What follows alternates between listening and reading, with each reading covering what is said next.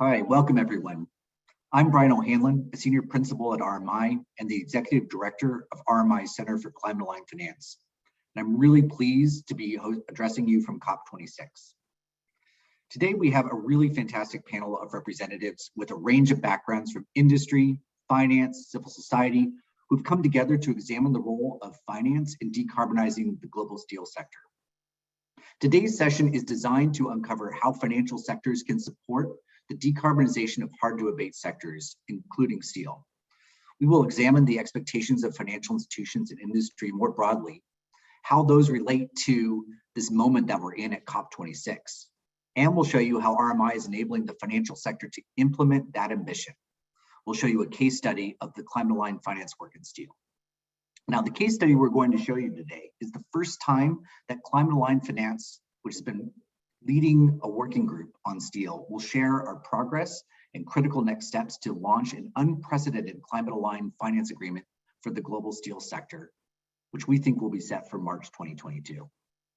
I'm really pleased to be joined by such a distinguished group of panelists. We have Arnaud van Huichelem, Global Head of Metals, Mining and Fertilizer at ING, Stephanie Clement de Hivray, Global Head of Mining, Metals and Industries at Societe Generale, Remco Fischer, the Head of Climate Change at UNFI, and Artie John, Vice President, Treasurer, and Chief Risk Officer at US Steel Corporation. Thank you so much for joining us.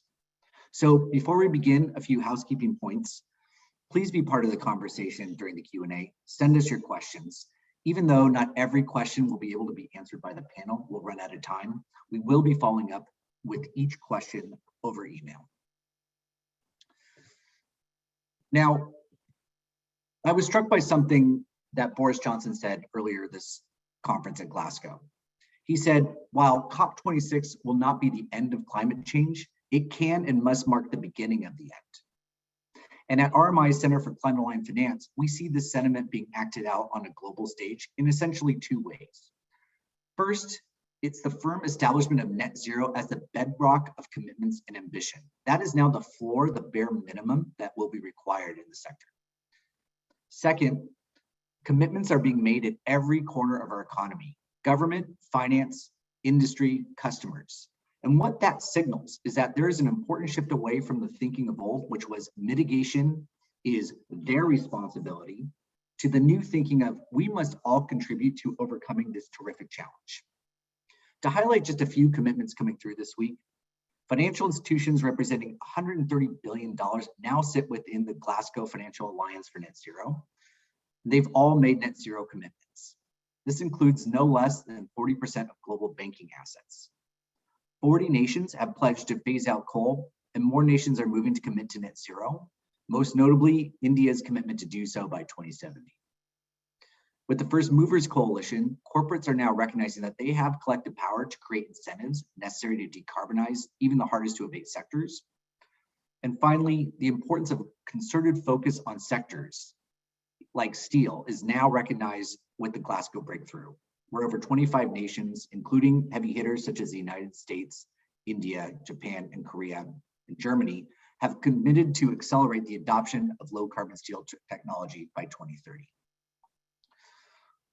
When you look at a sector such as steel, we see that it is and will continue to be a core ingredient of our society. If you can switch to the next slide, please. Low carbon economic growth, which is a moral right, particularly in the global south, will largely be built by steel.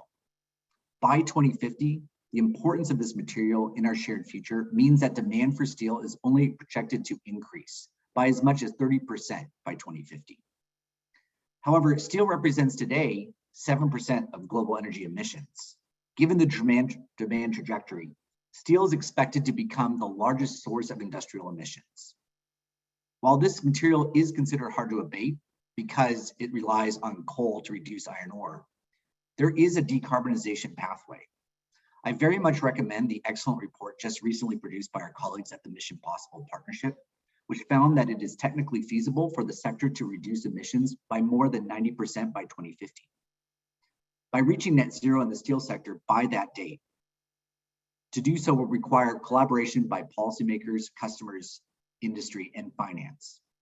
With steel-oriented commitments now being made by corporates, customers, and governments, We're going to today examine the role that finance now plays in that crucial coalition. So to frame today's discussion, we want to start with what COP26 has taken from a future expectation to the paradigm of the present, and that is this concept of climate-aligned finance. To cut out the noise of what this actually means, we at the Center have conducted an analysis of all existing commitments and platforms to produce what we think is the essential clear definition to capture this paradigm.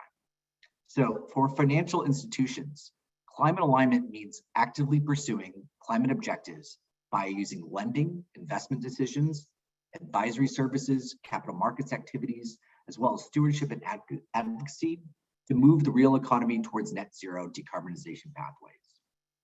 This will be done by bringing firms' portfolio emissions in line with a 1.5 degree temperature target.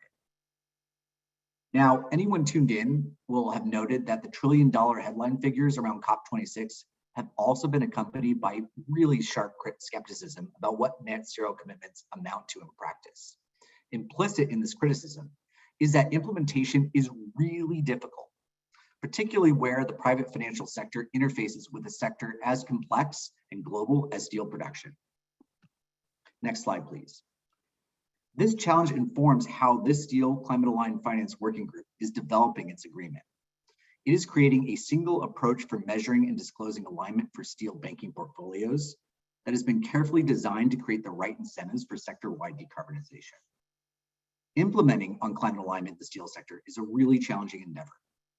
The nuts and bolts barriers to overcome, such as data, are significant, but also there's many other barriers to overcome, such as making sure that the incentives that we are creating are actually optimized.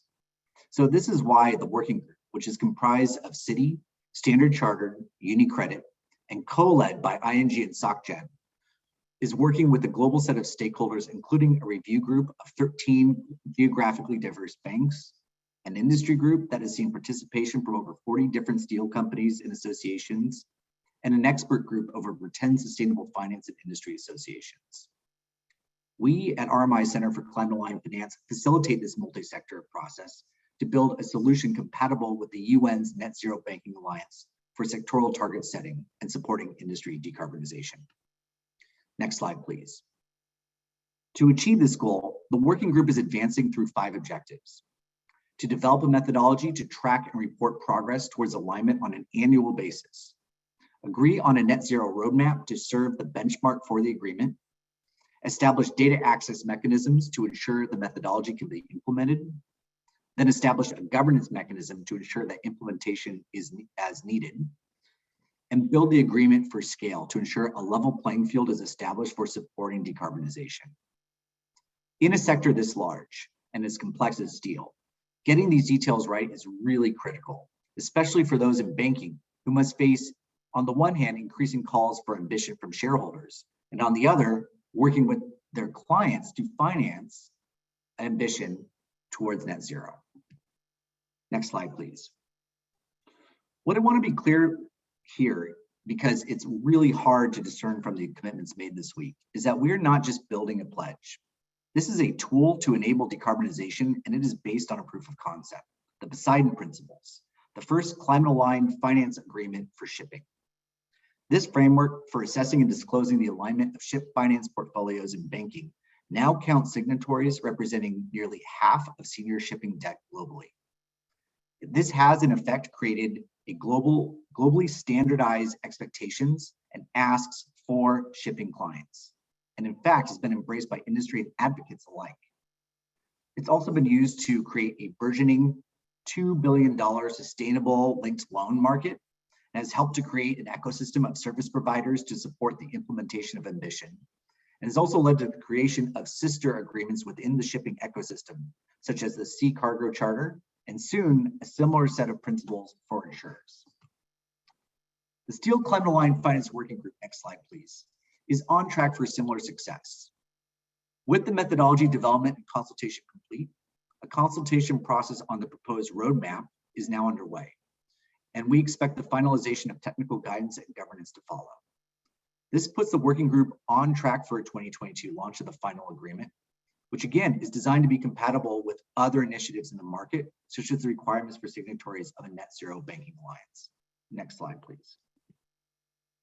So just a preview of the road ahead, we at RMI are going to be launching similar industry-led working groups, starting first in aviation around the end of this year, and also to launch similar global scale working groups in aluminum and cement and other sectors focused on climate-aligned finance.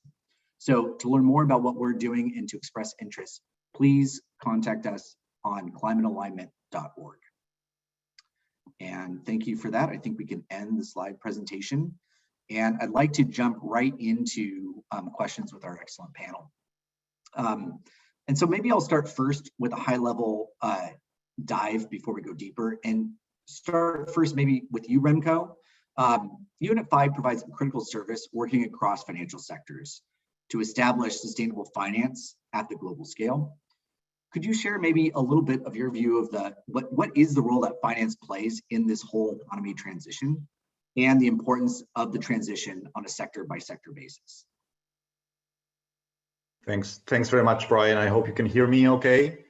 Thank you for having me, and thanks for the great event and the great presentation. Yeah, quickly, by way of intro, UNEP-FI, there's 400 financial institutions now in the network. It's a network of largely private sector financial institutions managed by UNEP, and the mandate is pretty simple: it's helping the finance sector become green so that in turn it can help the real economy turn green. And of course, greening the economy means also, among other things, decarbonizing it, and ideally at the pace and at the scale that is consistent with the Paris Agreement. So pace and scale required to reach a limiting of the temperature to 1.5 degrees by 2100, and also reaching net zero emissions by 2050. Quickly, the way we've organized this net zero finance work at UNEP-FI, or through UNEP-FI, is through coalitions of the willing, you could say, or coalitions of leading financial institutions from, in essence, each of the various financial industries, sub-industries that we convene. So for the institutional investors, which is one group, there is the Net Zero Asset Owners Alliance.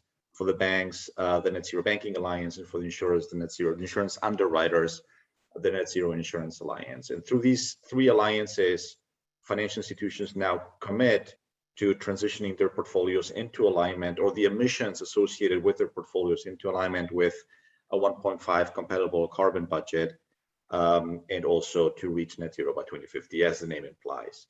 In terms of the characteristics of these alliances, what do they have in common? In addition, to this long-term net zero commitment, one thing is intermediary targets. Everyone agrees that's critically important. For the asset owners, half of that membership, they've already set intermediary targets now that they need to achieve by 2025. The other half of the membership will do that next year. And I think over the next 18 to 36 months, we will see across the various alliances, we'll see the emergence and the setting of intermediary targets in their entirety that need to be achieved all the latest by 2030. Some of the targets need to be achieved by 2025, but all have to be achieved the latest by 2030. The second thing that the three alliances have in common is targets need to be science-based, they need to be scenario-based. Of course, the scenarios that are eligible for that are need to be 1.5 degree aligned scenarios, as established through the IPCC and other modeling exercises. And they also need to be low and no overshoot scenarios. So the most ambitious scenarios when it comes to economic decarbonization, or you could say the most conservative scenarios when it comes to the stability and the safety of the climate. The third, and this now starts going into the question around sectors, which is indeed quite important. The third characteristics that these three alliances have in common is that they view portfolio decarbonization through a dual lens. The first lens is a total portfolio footprint, carbon footprint. How big is that? And how does the total portfolio carbon footprint need to reduce over time? And the second lens is, of course, the sector-specific one, where in essence portfolios are seen as a suite of various sector exposures. And we believe the combination of these two approaches, a total portfolio lens, in addition to a sector-specific lens, tells a very full picture over time as to whether indeed financial portfolios are moving in the right direction. But I think of the two, I think it is the sector-specific one, the sector-specific lens and the related metrics and approaches that are the most meaningful and useful. Reason being, so we can all agree pretty quickly, I think, economic decarbonization happens through the sectors. Each sector is very different from one another, will be able to decarbonize at different speeds, will require different technological innovation, different sets of regulations and engagement.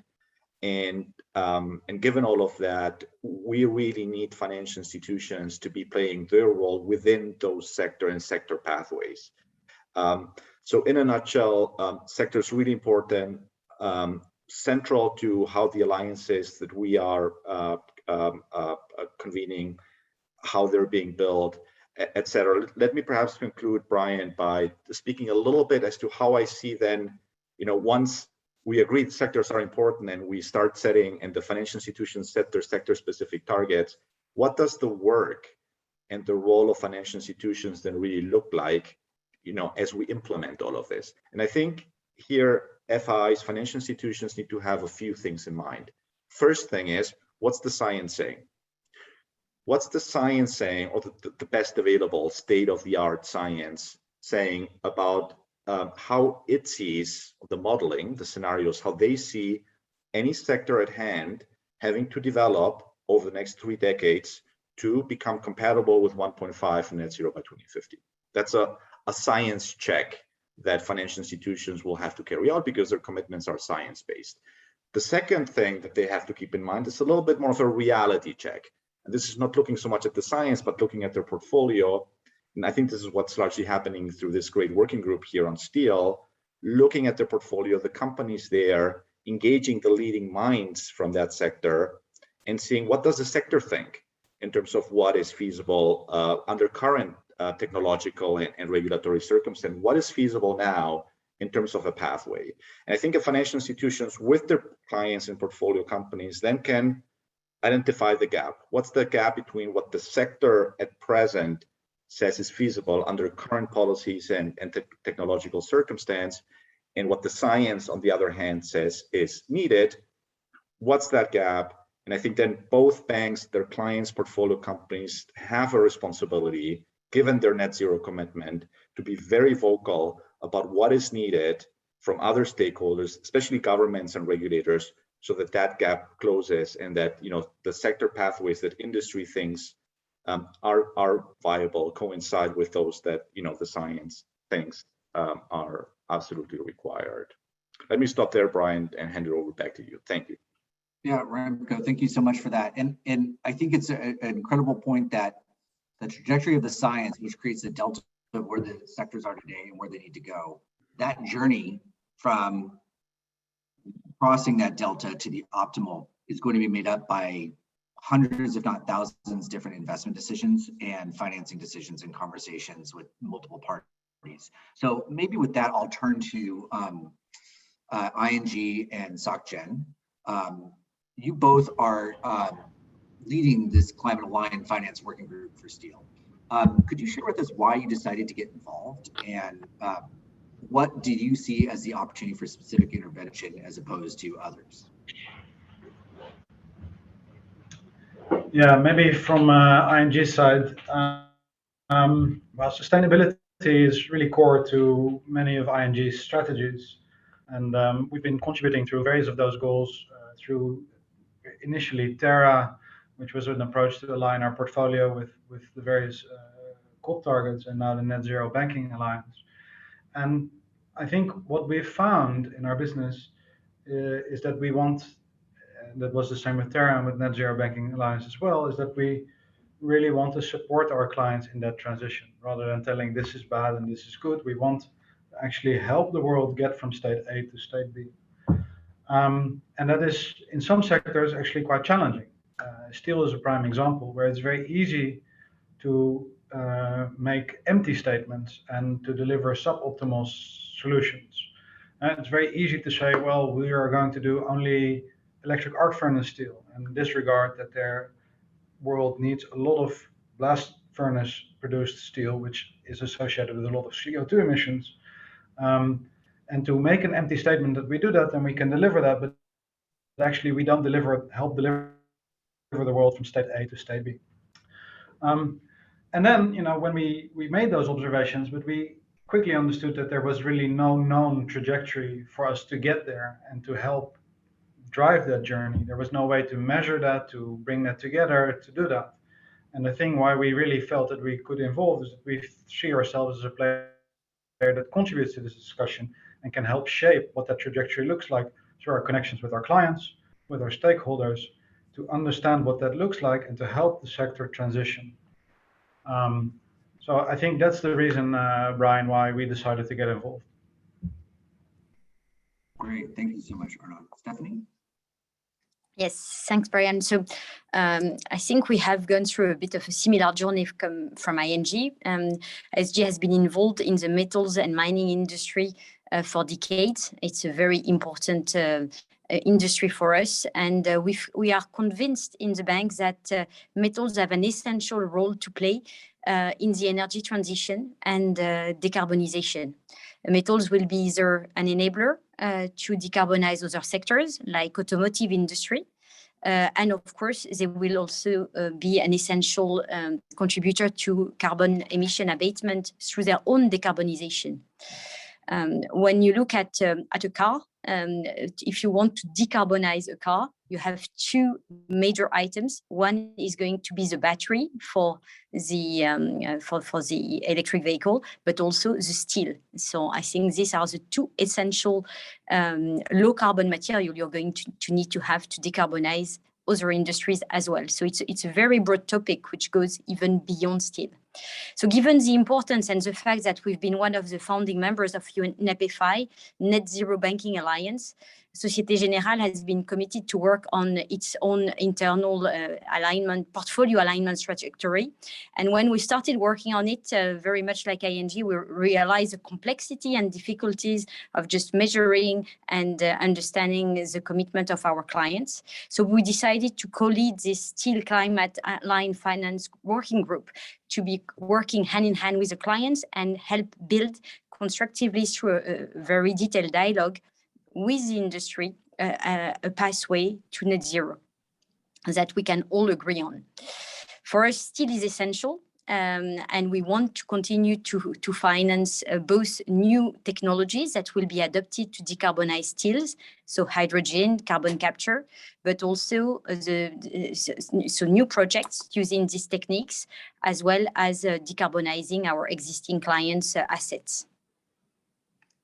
Yeah, Stephanie, thank you so much for that. And what strikes me also about what SocGen and ING and the other banks of the working group is you're also trying to create something that works for everybody's clients and also can work with the entire banking sector. And I think that you're at the present at the heart of a snowball as it rolls down the mountain, which I think is very exciting.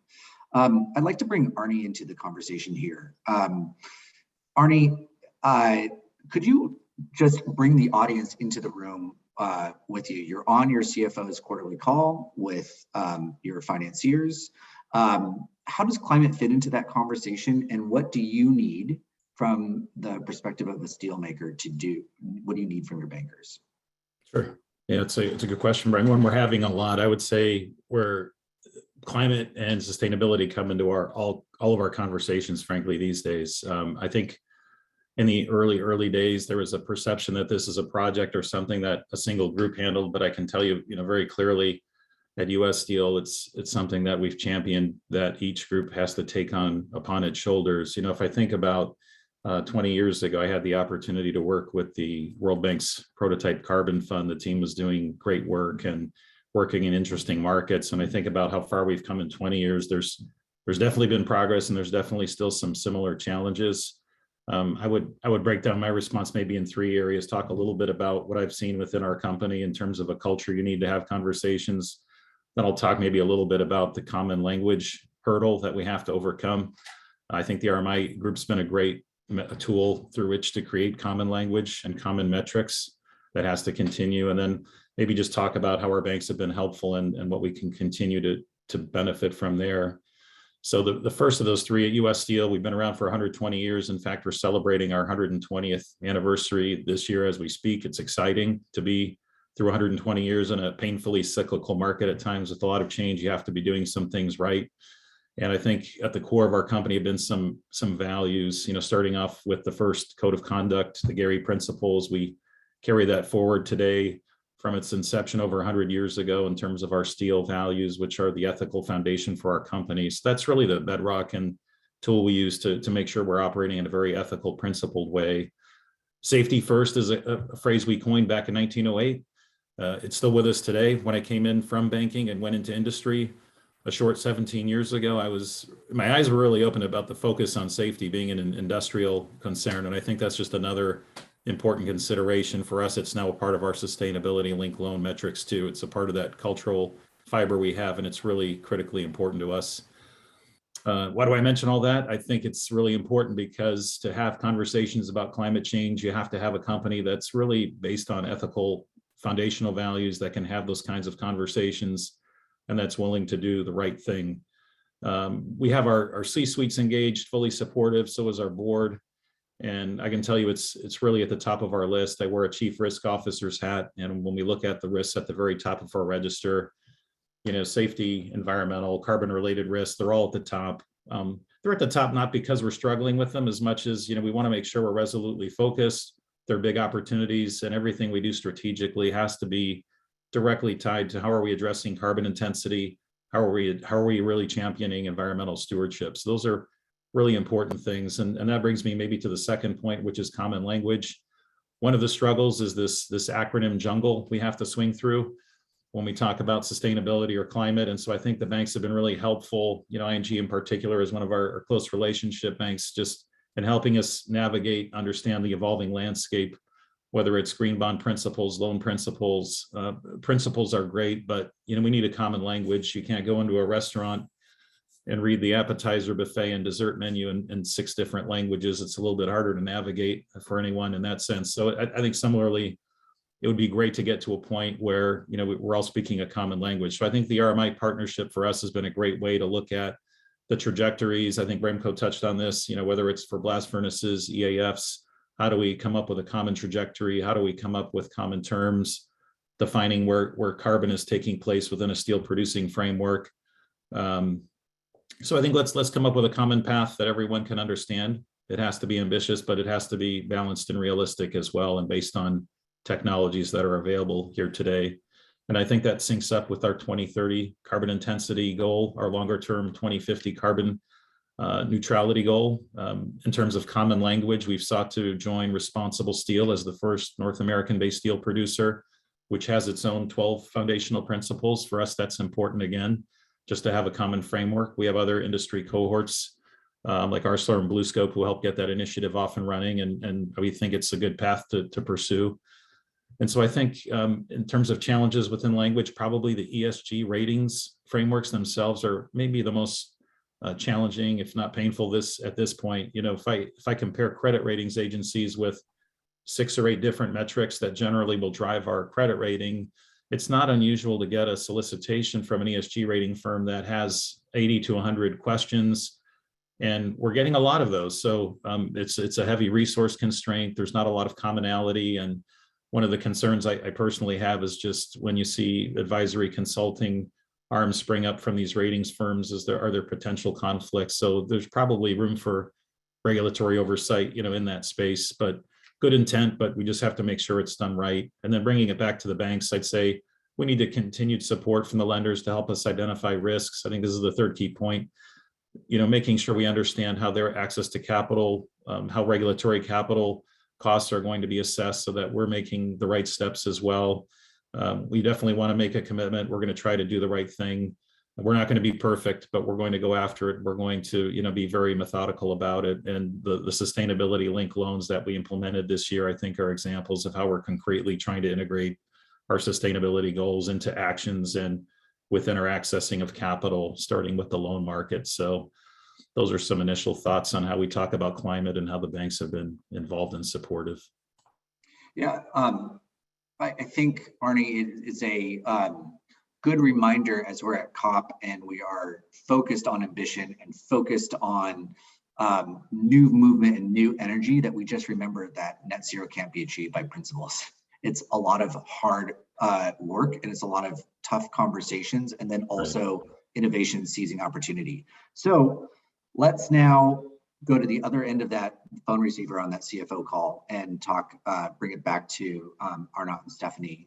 Can you talk about, on that call with a CFO from a major steel company, how does climate fit into the conversation from your side?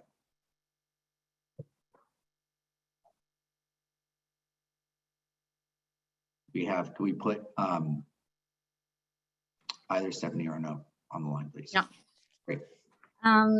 So actually, one of the when first of all, I think when we discuss with our client, we acknowledge the importance of the challenge for all clients with existing operations, and the necessity to have a very detailed dialogue on their plans to align. But we are also, I think it's important to mention it, having the opportunity to work with new clients, clients that are, we could say, new entering the sector with a very clear view that they want to bring low carbon steel to the market from new players. So I would like to raise the example of H2 Green Steel, which is one of the most exciting work we are doing at the moment.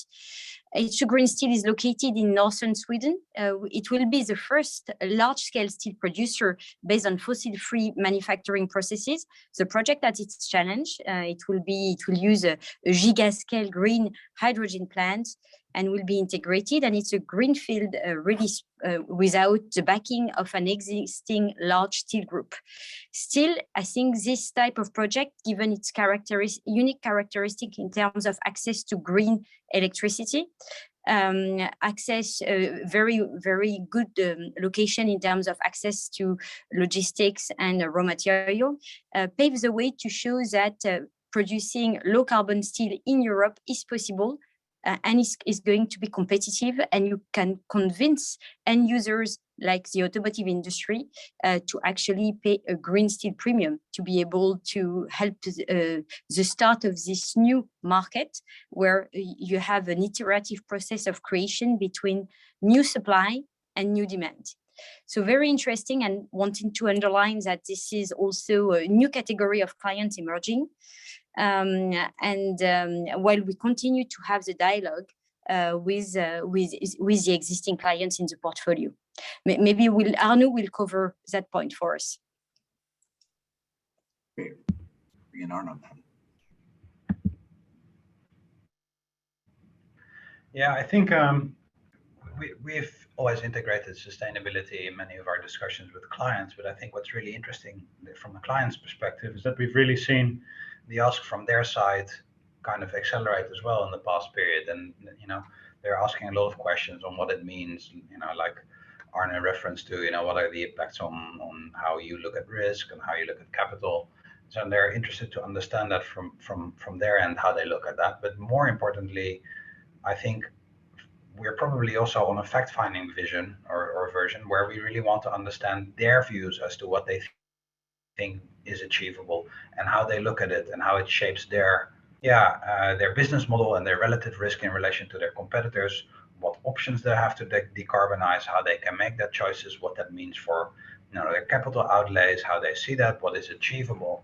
And I think we find ourselves at this really interesting crossroads, right? Because on the one hand, from a regulatory side, we face challenges to measure and to estimate our own climate risk exposure on, for instance, our steelbook. And we try to do that. We subscribe to costing services and other services that allow us to measure and kind of consider the relative business risk models of these various companies. But on the other hand, we know that the size of the challenge for this industry is off the charts in terms of size, right? I think CRU has calculated that the cost of decarbonization for the European steel industry alone would be 3 times the carrying value of all the PP&E of the steel companies in Europe. And that's for an industry that historically has struggled to generate meaningful free cash flow. So we're talking about an epic challenge in terms of capital commitments and what is required to really move not just new production that is maybe a few percent, but to move the other part of the production that really needs to be part of this equation. And it's really about trying to map that out, to understand what that means, and to understand the business models and help push regulators to facilitate that business model that will support that transition. Whether that is, like Stephanie said, a green premium for green steel, which will help, or whether it's other forms of regulatory support or capital support to drive these net zero business cases. And I think it's interesting that, from my perspective, that conversation really needs to be had to the energy transition, or some of the changes that were made to effectively commercialize mass energy production from renewable sources probably took a decade long of subsidies and regulatory support to launch and to effectively commercialize those technologies.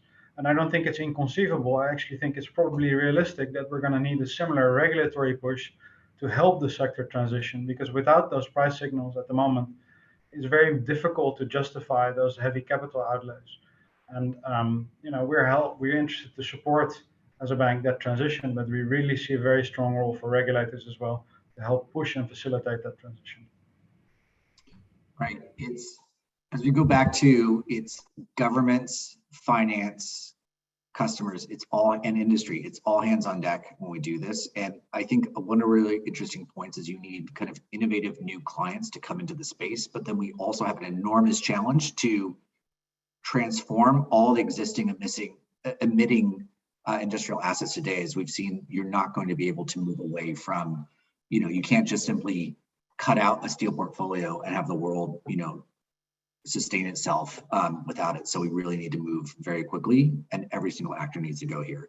Remco, I would like to ask you a question that has been raised by both Arnaud and Stephanie, which is that they're hearing from their shareholders about what they need to do to increase their ambition and their activity in the space. So could you zoom out a little bit and just say, what does engagement look like from the financial sector to clients, but also then how should institutional investors work alongside banks who are also their owners in both financial institutions and the steel companies? How should they also approach this? Thanks, Brian. I think you've already mentioned it just a few seconds ago. I think engagement from the finance sector needs to be, I think, in three distinct areas, and it's, I think those three are equally important and need to be carried out in parallel. And I think that there's two different formats for that engagement. And so in terms of the areas or the stakeholder groups to engage that the finance sector needs to be engaging on, I've mentioned the science. The finance sector needs to be in continuous touch and exchange with the latest scientific insights. The science at this point is, for instance, pretty clear as to what has to happen at the whole of economy level in terms of carbon budgets going down. When you start zooming into specific sectors, there is emerging insights also from the science, but they're still very often not granular enough. And what the finance sector needs, as well as their portfolio companies, are scientific pathways that tick off all of the big political boxes, 1.5 alignment, net zero by 2050, and the list goes on, no low overshoot. But they also need to be more tailor-made for the industry. Today, they've been developed more for governments, for academia, for the intergovernmental process. And importantly, they need to start adding more granularity onto specific sectors. And that process can only happen or will only be successful if the finance sector and their clients and investee companies are part of that engagement. So that's number one. Number two, of course, as I've said, there needs to be an engagement by finance on industry, with industry, so that the providers of capital and the recipients of capital are on the same page as to what do the pathways look like, where's the industry headed at the moment without any further doing, and how much further doing is needed so that emissions pathways and emissions bend downwards. And the third area, and this is a really important area, and I think other colleagues have mentioned, is banks and institutional investors and their clients and investee companies from the sectors can do a lot. They can really start, bending the emissions trajectory downwards, even I think without a lot of additional government support, or even without a lot of additional policy reform or regulatory reform.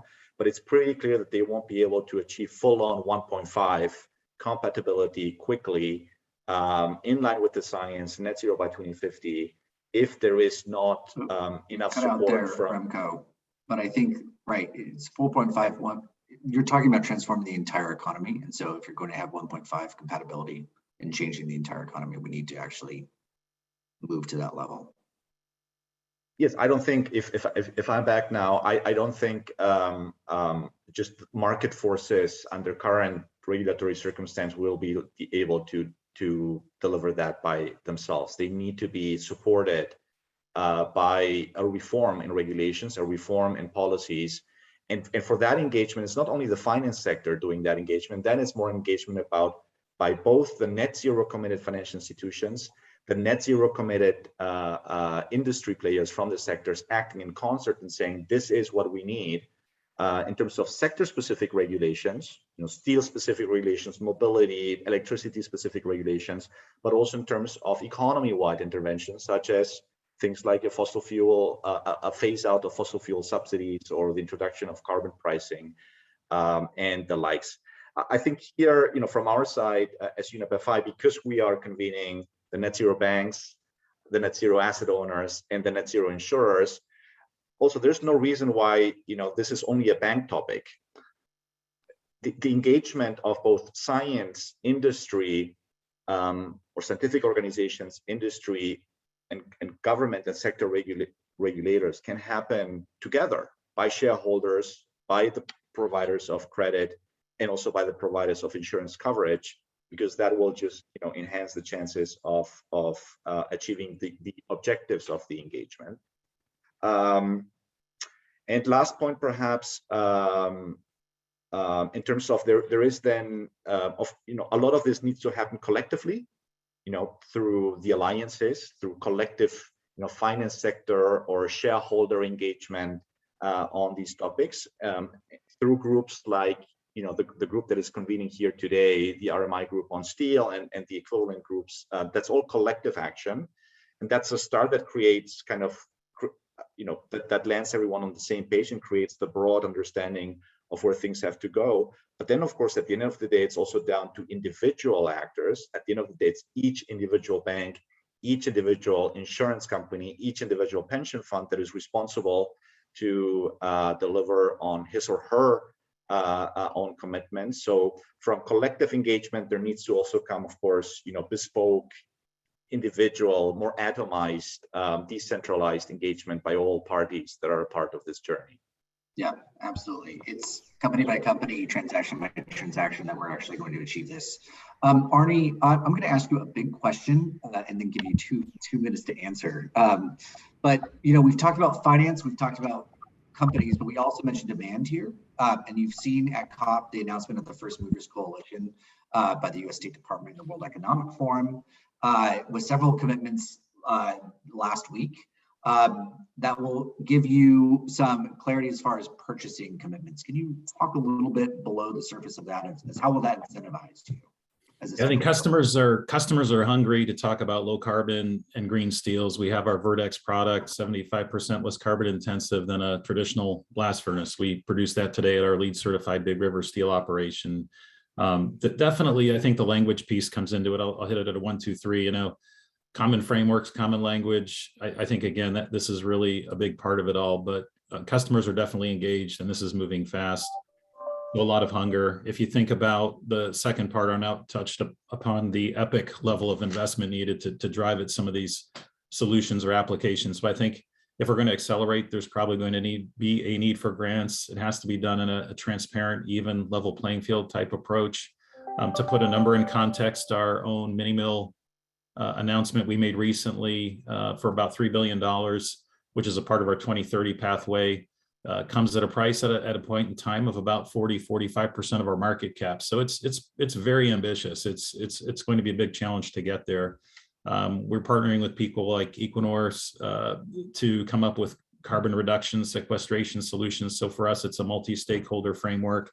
For customers, we would welcome long-term committed offtake agreements. Certainly, if you look at other spaces like LNG, where you have 15, 20-year plus agreements, certainly that would be great for an asset-intensive industry like steel that traditionally hasn't been the case. The other thing that would give us confidence would be, you touched on it earlier, Brian, action. And I think things like carbon border adjustments, clearly to incentivize producers that are working within the frameworks we're looking for, to make sure that they aren't penalized by people who are bringing in steels that are not under a similar framework. So I think a carbon border adjustment needs to be there, needs to be enforced and real to give people the confidence to make these investments. So I'll leave it at that, given the timing we're in. Thanks.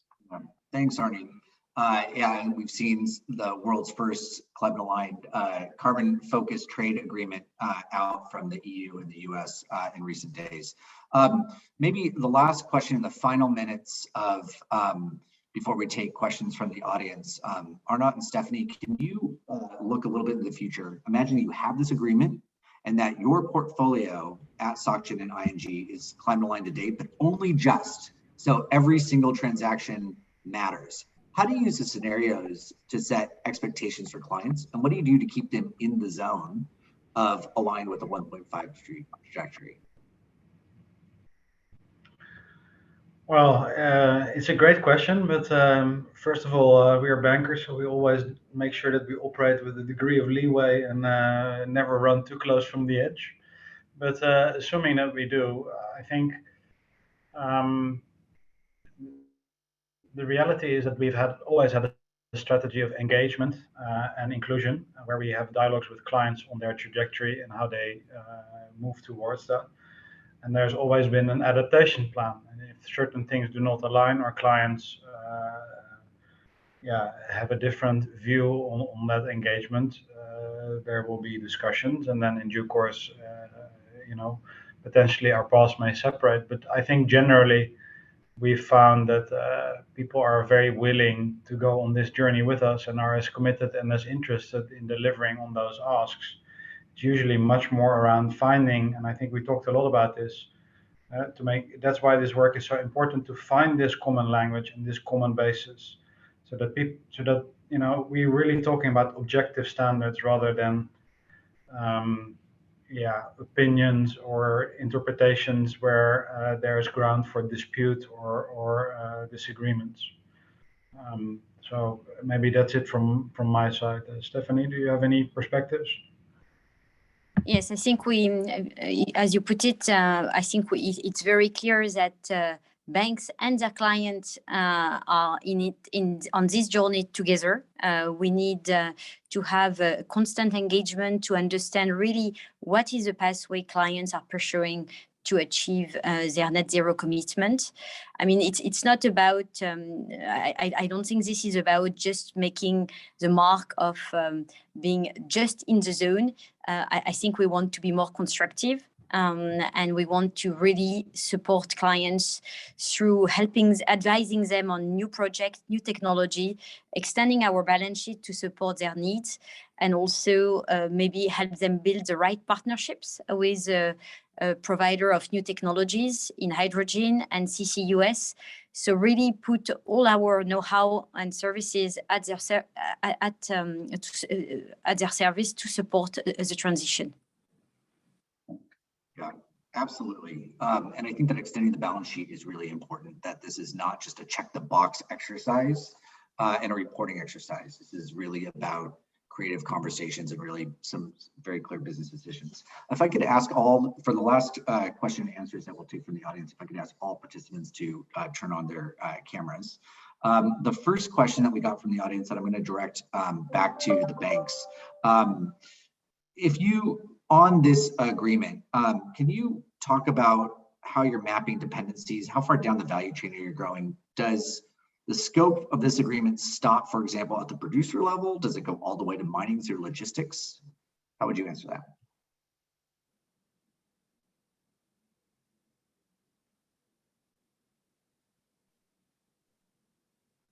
So this would be for Arnaud or Stephanie. Would this cover mining as well, or are you just stopping at the steel level? Yeah, thanks, Brian. I think the commitments that are being taken are definitely on scope 3 to the mine. I think that's very clear. So indeed, I think it's something that we need to work on to measure better. And also have a clearer view on the different type of shape of abatement curve we can have depending on the feed used by the industry. So we have had lengthy discussion in the working group on primary steel makers using iron ore versus those using scrap, and trying to find the right way to measure in an even way the emission of each. There are also discussion around the scope, the scope you mentioned, all the way to the mine, how to define it in a fair manner for players that may have only part of that may not be fully integrated. So how do we compare a fully integrated player with mining operation with someone buying from a third party? So this is challenging, and we are really spending hours to try to find the best methodology on that topic. Yeah, thank you. Maybe I'll turn back to Arnie. You recently launched, as I understand it, debt instrument, a green bond last year. Can you talk about how that went? And did you learn any lessons? Is it just going to simply be replicated, or are you going to address in the future? Yeah, happy to do that, Brian. We actually did two. We did one at a big river steel level. That was a $900 million offering, the largest one of its kind at that point in time, and a smaller one at a U.S. steel level for our EAF in Alabama. And I think definitely there was a perceptible difference in the way investors came back to us and asked us questions. There were, I can tell you, virtually no questions for the non-green bonds that we issued in that same time post-offering versus many people just following up, asking, wanting to know more. And I think in our engagement with investors or with our banks, we're trying to identify pockets of capital. Where are there dedicated pockets of capital being created within our funds, the funds that invest in our bonds in the normal course? And with our banks, we're in active engagement always just to understand, prospectively, how are things going to change in the future. So I think there, again, you can see a clear change in level of interest that's much higher. We're seeing higher capital flows coming into newly created funds that could invest in our bonds. So absolutely a difference. And lesson learned, I think, we thought about it in advance, but I think you always want to bring this back to your strategy. This isn't a project or something that you're just doing on a transactional level. It's how do you bring this back to where you're going in the long term? And for us, that's 2030 and 2050. And that's one of the reasons why this kind of collective action in the ecosystem is really important. And you see that trickle down into the interest that you're seeing for issuances such as this. And again, your last point on strategy emphasizes that this is not a check the box exercise. We're not in a reporting exercise. These are trying to align real business decisions with where we need to go. Maybe I will turn back to you, Remco. This conversation, a lot of what we've done is focused really on North America and Europe. So can you talk about, particularly on the banking alliance, the Net Zero Banking Alliance, how are you looking to scale up investment in emerging markets and the global South, particularly in steel? Yeah, no, that's a very good question. I mean, I think so far, the net zero agenda and commitments have remained largely, not exclusively, but largely kind of an affair of the North Atlantic. I think on the banking side, we do have already at this stage a pretty a relatively strong participation from banks in Latin America, and that's a really good start. But obviously, we need to expand there, and also in some of the other emerging economy regions of the world. And I think the best way to do that is just recruit the finance sectors in those economies, in those markets, in those parts of the world into the alliances going forward. And I think the approach there that we will take will be to almost go country by country. So establishing country groups like-minded financial institutions, perhaps not all of them immediately committing to net zero like their peers in the north, but at least creating a ramp-on mechanism, through UNEP mechanisms and UNEP support, so that over time they're able to join these alliances. It will be quite important that we do that also, not only kind of with the market actors in the room, but also, as I said earlier, with the regulators and other policymakers. We do see increasing interest by finance sector regulators in developing countries, in emerging economies, to look at climate change. Firstly, through a financial stability lens, more than anything else, so more a transition risk lens. But also, I think the moving into also, away a little bit only from only a risk lens and a financial stability lens, also on to more a focus on the finance sector being able to enable and finance and catalyze, the transitions at hand. There's emerging appetite, for that too, that we see also in emerging economies, and it will be important to seize on that and to grow these alliances in those places. Yeah, absolutely. One of the questions, and maybe this will be the last question, and we'll go to Arnie. The world is riveted for all the talk about industry, the world is riveted on what we're seeing governments talk about at COP. And we all acknowledge today that regulation and policy is going to matter very much. But again, we're talking today about what we can do at the edge of both what's possible and ambitious. And so maybe I'll ask this question: what can industry do with customers to create the incentives that allows you to leap ahead from what's possible in today's policy environment? Kind of what's the edge of innovation happening between companies and customers?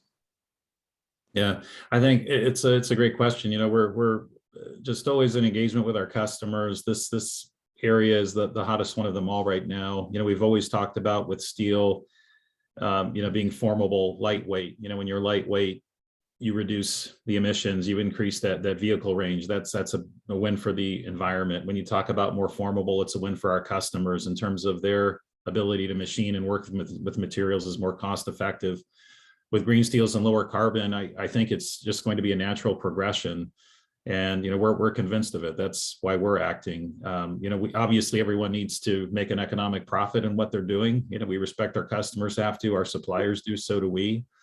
And we just have to find the right balance for the investment we're going to need to make, and what customers or the market would be willing to bear. So I think ultimately, and you take that to the end consumer too. We talk about business to business, us and vehicle manufacturers, for example, but ultimately, will consumers pay that premium, or will they be adopters as well? So we need to think about not just the business to business relationship, but who's buying these products, at the end of the chain. But I think consumer awareness has grown rapidly. I can tell you in our family, we'll make purchasing decisions based on how these products are impacting the environment. I think everyone should be doing the same. Yeah, I think absolutely. And look, I just want to thank everybody so much for your participation, not only in this webinar, but this is a culmination and a waypoint of dozens upon dozens of hours with people who are paid to do other things than to actually figure this out. And if you are in this ecosystem but not directly involved, make no mistake, I think that this is a wave. If you look just at a sector such as shipping, that agreement was negotiated by maybe 6 or 7 parties that then did so in a way that allowed, when the shipping principles launched, 22% of the global shipping book, and in little less than 2 years, that's now at 50%. And that is one sector in what we're seeing in the Net Zero Banking Alliance, which is less than a year old, that has 40% of the global banking book. And so there's 2 ways to look at a wave coming. You either get thrown over or you can surf that wave. And that's really the choice that I think we all have to make, that you're hearing in the protest and also the ambition this week. So thank you all very much for your leadership or participation, and thank you all for tuning in.